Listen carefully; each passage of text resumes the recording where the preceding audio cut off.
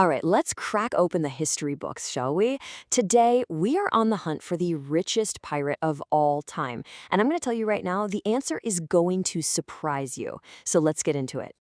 So, when I say wealthy pirate, who's the first person that pops into your head?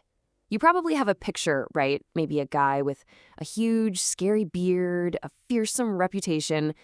Whoever you're thinking of, just hold that thought.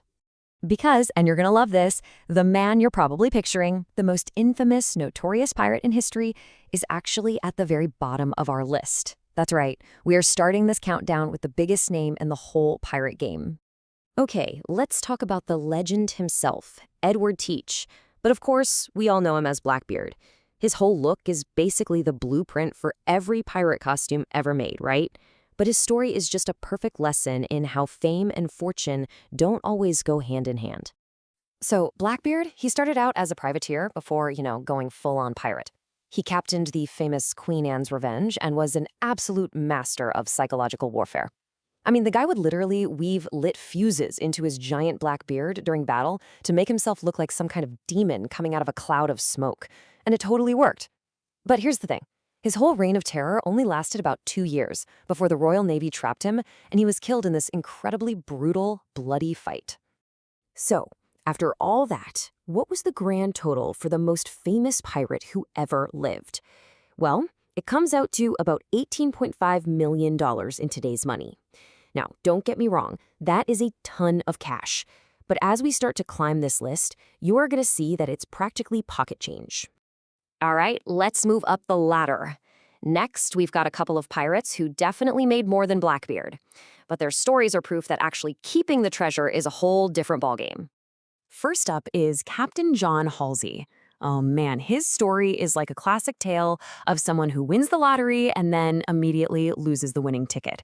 It's a really important takeaway from this era. A pirate's fortune was never, ever safe. So Halsey, he made his name over in the Red Sea, captured 2 huge, heavily armed English warships.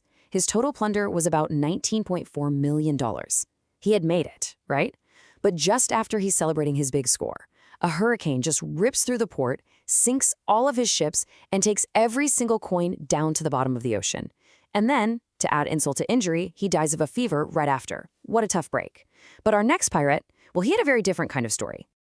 Okay, this is one of my favorite parts, the gap between the myth and the man. We all know Captain Morgan, right? He's the guy on the rum bottle. But the real Henry Morgan was something else entirely. Forget this swashbuckling rebel. He sacked entire cities, not ships. He was so good at it, he was promoted to admiral, got knighted by the king, and get this, eventually became the governor of Jamaica, where his main job was to hunt down pirates.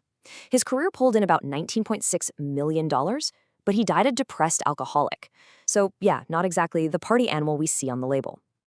All right, we're at our halfway point, and here's a big hook for you. The pirates we've met so far, they earned their fortunes through years of raiding and fighting. But our next guy, he got ridiculously rich, not because of skill or strategy, but because of one single moment of pure dumb luck. I want you to meet Jean Fleury, a French privateer who just happened to be in the right place at the absolute perfect time.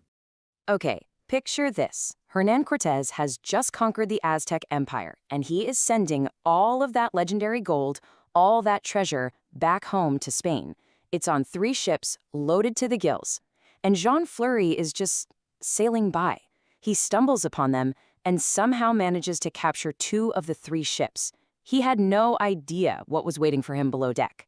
And this just shows you the insane scale of his luck. Fleury's one-time score was worth an estimated $47.1 million. I mean, a life-changing amount of money that completely dwarfed what career pirates like Blackbeard ever made. The takeaway here, sometimes it's better to be lucky than good. Of course, this being a pirate story, his luck eventually ran out. He was captured and hanged by the Spanish about 5 years later. So who on earth could possibly top a score like that? Well, you're about to find out. So let's talk about the man who wasn't the richest, but was, without a shadow of a doubt, the most prolific, the most successful pirate of the entire Golden Age. His name was Bartholomew Roberts, but he was better known as Black Bart. And this guy wasn't just a pirate, he was basically a one-man industry. Just look at these numbers. Blackbeard, maybe 30 ships in his whole career. Black Sam Bellamy, who we're going to meet in a minute, he took about 50. But Black Bart? Over 400 ships. 400. He was so feared that one time he sailed into a harbor in Newfoundland with his flags flying, and the crews of 22 merchant ships just abandoned their posts and ran without a single shot being fired. Now that is a reputation. And he really lived by that philosophy. See, Roberts was actually forced into piracy, but he quickly embraced it. He even created one of the first known pirate codes to keep order on his massive fleet. So, with over 400 ships captured, his total plunder comes to $48.2 million, just barely beating out Lucky Jean Fleury. But he's still not number one. So who is? That's right. The most successful pirate in history wasn't the richest. The guy who holds that title had a career that barely lasted more than a year. Meet Samuel Black Sam Bellamy. He was actually known for being generous and merciful, and he often let his captives go free. His own crew called him the Prince of Pirates, and he kind of saw himself as a Robin Hood of the seas. And his fortune? An absolutely mind-blowing $177.5 million. That is almost 4 times what Black Bart made from over 400 ships. So how on earth did he do it? Simple. He didn't need 400 ships. He just needed one. The Whydah Galley, a brand new, state-of-the-art English slave ship that was loaded down with treasure. But here it is, the final tragic twist in the story. Look at this timeline. He captures the Whydah, becomes the richest pirate on the entire planet, and he only gets to enjoy it for 2 months. Just 2 months later, his new flagship gets caught in a massive storm off the coast of Cape Cod and sinks, taking Bellamy and almost his entire crew with it. And the craziest part is, this isn't just some legend. In 1984, the wreck of the Whydah Galley was actually discovered. And so was the treasure. Tons of gold, silver, artifacts, all of it, confirming the unbelievable story of the richest pirate and his very, very fleeting fortune. Which really just leaves us with one final thought.